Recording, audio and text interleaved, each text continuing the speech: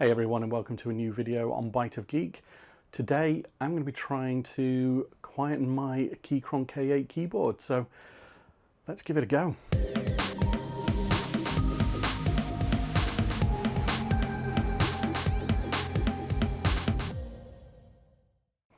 So one of the problems with the Keychron K8 is the fact that the keyboard case itself is actually quite deep and the internals don't actually take up an awful lot of space, and there's no other kind of sound dampening inside, and that's what I'm going to try and address in this video. So this has cost me all of about £6.80, something like that, and it's a really straightforward thing to do. You just got to take your time when you do it. Some parts of it are a little bit laborious, like taking the keycaps off and things like that, but what it involves is getting hold of some of this neoprene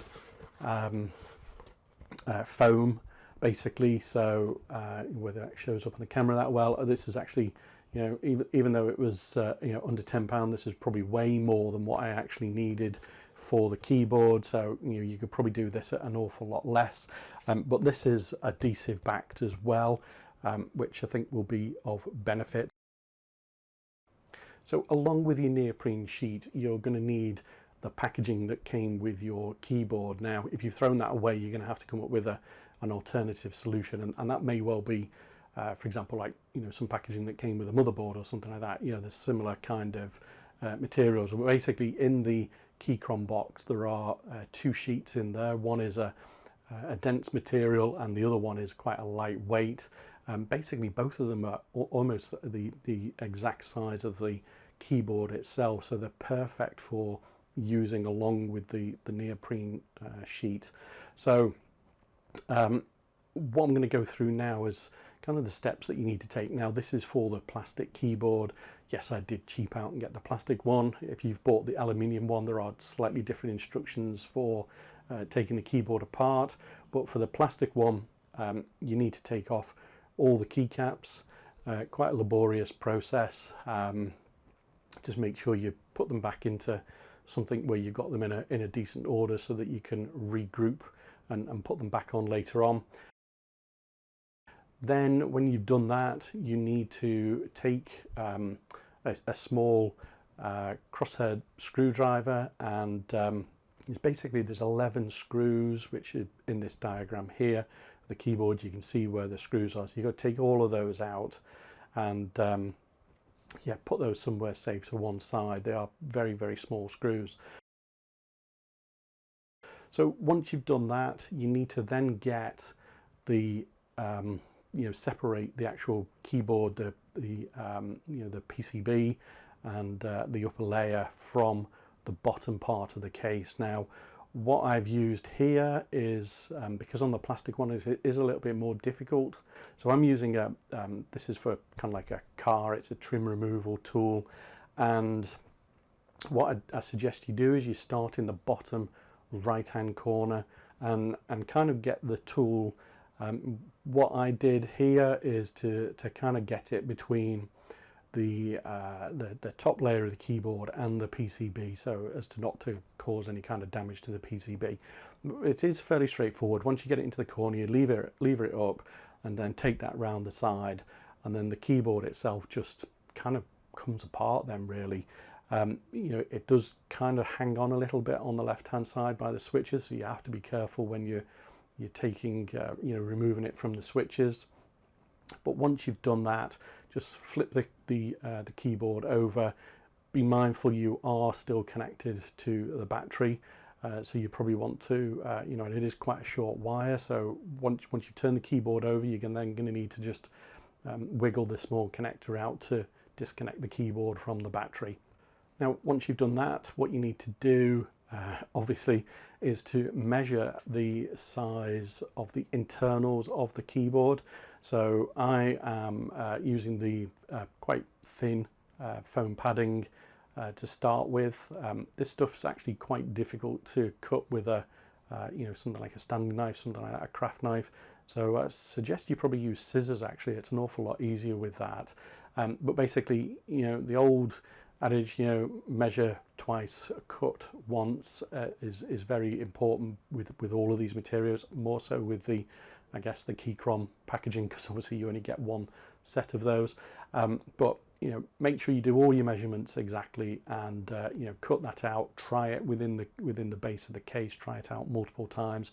Take your time, and I've seen some videos where people are doing these in small sections and kind of getting the padding down into the actual the kind of like the recessed areas of the keyboard. Because I'm using an adhesive neoprene initially, as the base layer, you don't really need to do that. So but what you do need to do is all these little risers where the screws connect to, you need to make sure that you're just cutting a little slit in the packaging around where they are, and just so that you can actually just slide the packing material either side of those screw mounts. So once you've done that, as I say, keep on trying it out. The next thing you really need to do is to cut out for the battery. You don't really want the packaging to sit on top of the battery, so you're going to have to measure how far down the battery is inside the case, measure that out against your packaging, and then cut that out in that packaging again. Make sure everything fits. It took me a couple of goes, just fine, trimming and everything, but once it was all in, it was fine. It fitted perfectly. And then what you then need to do is, or what I've done is, I've then got the neoprene sheet, and I've used the first set of packaging as a template then to go and cut out on the neoprene sheet. So that was actually quite straightforward. Just repeat the same kind of steps, trimming and cutting little gaps where the risers are for the screws. Where you've got the risers in the middle of the packaging material and the neoprene sheet, you're gonna have to just make little holes in the top there for it to be able to press down on. So once you've done all of that, it's really just a case of then installing the packing material that you've got. So you start off with the neoprene sheet, take the adhesive layer off the back of that, and just press that down into the base of the keyboard base effectively. Make sure everything, there's good contact all the way around, and then put your chosen padding on top of that. So as I say, I'm using the thinner one here, so just put that on. Make sure everything's all nicely laid out. You're not obscuring the switches on the left hand side of the case either. Otherwise you're going to find you're not going to be able to switch on your keyboard when you put it all back together. Now once you've got that in and you're happy, and you've got the wire is for the battery is accessible, then obviously get your keyboard PCB and carefully lift that back over the keyboard and attach the battery wire onto it. Now putting it back together is actually slightly harder. I found it slightly harder than taking it all apart, and that's because of the contact points for the switches on the left hand side. So what I found worked best, and I tried this quite a few times to be honest, to try and get the best way of doing it, was really to slide the switches into the kind of like the off positions and hold the keyboard with those almost kind of like those switches face down, so that they were in effect dropping out of the case, so they were at the maximum position, and then sliding the keyboard in. If you don't do that, then what happens is the switches don't really protrude enough on the side of the case, and it's difficult to actually go and move them then. So this is the way that I came up. It worked quite well. Have the keyboard then effectively drop in on its end, and then just push it down into the other side on the right hand side of the keyboard. Once you've gone and done that, it's just a case then of putting all those screws back, give it a quick turn on, make sure everything's still working okay, and then putting all the keycaps back on, hopefully in the right order. The eagle-eyed amongst you will notice that I did actually get a couple of keys round the wrong way here, which when I did my final testing of it, I picked that up and then adjusted those at the end. So I'm just going to play you a couple of clips now. One is before I made the modification to the keyboard, and the other one is afterwards. and see if you can spot any kind of difference. It is kind of difficult sometimes to pick these things up on the microphone, but here you go.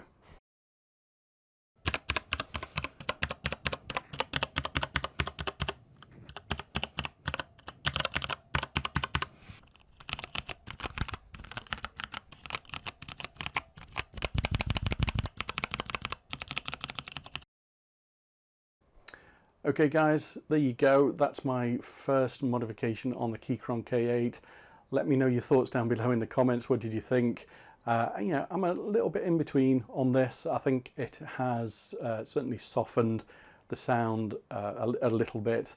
You know, I've always got the option to use the other foam insert from the packaging if I wanted to try and deaden that a little bit more. But you know, let me know your thoughts down below in the comments. If you've enjoyed this video, hit the like button and don't forget to subscribe to the channel. And but as always, thanks for watching, and I will see you in the next video. Bye for now.